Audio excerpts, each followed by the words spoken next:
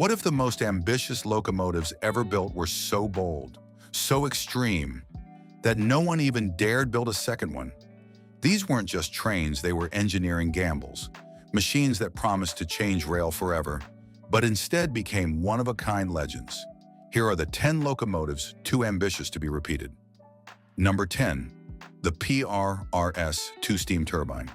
By the mid-1940s, most railroad engineers had accepted that reciprocating steam had reached its ceiling. The Pennsylvania Railroad had not. In 1944, they took delivery of the S2, a direct-drive steam turbine locomotive. No pistons, no rods, just a turbine spinning at over 25,000 revolutions per minute, which is roughly the speed of a dentist's drill, connected to the driving wheels of a machine weighing around 600,000 pounds. It was smooth, remarkably smooth. Passengers noted an unusual quietness at high speed. The tractive effort came in at around 65,000 pounds, competitive with the best conventional Pacifics of the era. And then the bills arrived. At low speeds, below its optimal range, the turbine burned coal at rates that made no economic sense. On a service with frequent station stops, it was almost always below that range. The PRR studied the data and concluded the concept needed refinement they were not prepared to fund. One built, none to follow. And the next entry took an even more radical position on what steam could be. Number 9. The C&O M1, steam turbine electric. John Henry, the Chesapeake and Ohio named theirs after a folk hero, and the ambition matched. The John Henry, delivered in 1947, was a steam turbine electric locomotive. Steam powered a turbine. The turbine generated electricity. The electricity drove the wheels. In concept, it was a steam-powered diesel. The entire consist stretched over 105 feet and put out around 6,000 horsepower. A standard diesel of the era produced 1,500. The John Henry was 4 of them in one frame. But that is not what happened in service. Low speed inefficiency hit it the same way it hit the S2, but the mechanical complexity was worse. It spent more time in the repair shop than on the rails. By 1950, it was withdrawn. The C&O concluded the diesel had won. The John Henry was the last serious steam answer to that argument. From turbines, we moved to a machine that went in the opposite direction entirely and ran into a problem that had nothing to do with its engine. Number 8. The Great Western Railway. The Great Bear. In 1908, the Great Western Railway built a locomotive so large it could only run on one route in the entire country. The Great Bear was Britain's first Pacific, a 462, and its driving wheels stood 6 feet 8.5 inches tall, taller than most door frames. Boiler pressure at 225 pounds per square inch. On the Bristol to Paddington run, it was imposing and capable. Everywhere else, it simply could not go. The wheelbase was too long, the weight too concentrated. Most GWR bridges and curves had not been built for something at this scale. The railway the Great Bear needed did not yet exist. The GWR ran it for 15 years and then rebuilt it as a Castle class in 1924. A different design emerged wearing the same wheels. One built, none to follow. The next entry faced the same problem on a different continent with considerably more ambition. Number 7. The Union Pacific Centennial Prototype, DD40AX number 6900. Number 6900 was built to mark 100 years since the Golden Spike at Promontory Summit. The DD40AX was the largest diesel locomotive ever built. 2 complete prime movers under one hood, each producing 3,000 horsepower. 6,000 combined through 8 independently powered axles. The whole machine ran to 98 feet, roughly 3 family saloons end to end. It worked. The Centennials hauled heavy freight across the Wasatch and the Sierra Nevada for over a decade, producing figures that took 3 conventional units to match. So the railroad made a decision. Number 6,900 remained the only prototype before refinements were applied to the production run. It was the sole full-scale test of the idea before commitment, and the gap between what the prototype proved and what the production units delivered is where the most important engineering lessons always live. And the next entry had one of the most dramatic gaps of all. We are halfway through, and the ambition only increases from here. If this list is doing what it should, subscribe now. We cover the machines that pushed further than anyone was prepared to follow, every single week. Now, number 6, the Pennsylvania Railroad, T1 prototype. Number 6110, the PRR built 2 T1 prototypes before ordering 50. Number 6110 arrived in 1942.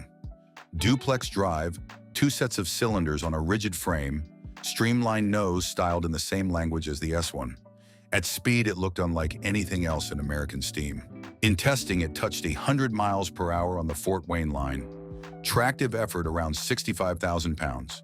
The PRR was confident enough to place that production order of 50. And this is where everything breaks. What the prototype did not expose, the production fleet made unavoidable. Chronic wheel slip at low speed. The power exceeded the adhesion available. Locomotives damaged themselves in the track. The maintenance costs were unsustainable, and diesel made the argument irrelevant before anyone found a solution. Number 6110 looked convincing in 1942. What it was actually doing was setting a trap, and the next entry had an ambition that made even the T1 look measured. Number 5, the Soviet AIE-20, Andrei Andreev. In 1934, the Soviet Union built what it claimed was the most powerful locomotive in the world. The AA-20 was a 4-14-4, meaning 14 coupled driving wheels locked in a single rigid frame. Most locomotives of the period had 8 driving wheels. The largest American types had 12. The Andrei Andreev had 14, producing a tractive effort quoted at around 128,000 pounds. Then it tried to go around a corner. 14 rigid coupled wheels cannot follow a curve without forcing geometry the track cannot absorb. Imagine steering a vehicle the length of a swimming pool, using only the front and rear wheels with nothing that flexes in the middle. The AA-20 derailed repeatedly. It was rebuilt, modified, and eventually withdrawn. One built, none to follow. The next entry tried to solve a very different problem at very high speed. Number 4, the New York Central Turbo Train. Prototype. By the mid-1960s, American passenger rail was losing to airlines fast. The New York Central commissioned a gas turbine passenger train to close the gap. The prototype, delivered in 1967, used aircraft-derived turbines across the train set and reached 170 miles per hour in testing in 1967, when the national rail speed record was around 120, faster than anything Amtrak would operate for the next 4 decades. But that is not what happened in service. Fuel consumption was punishing at rates the economics of passenger rail could not absorb. The track it ran on was not maintained to standards that made high-speed operation reliable. It demonstrated, it impressed. It never entered full production. The speed was real. The world around it was not ready.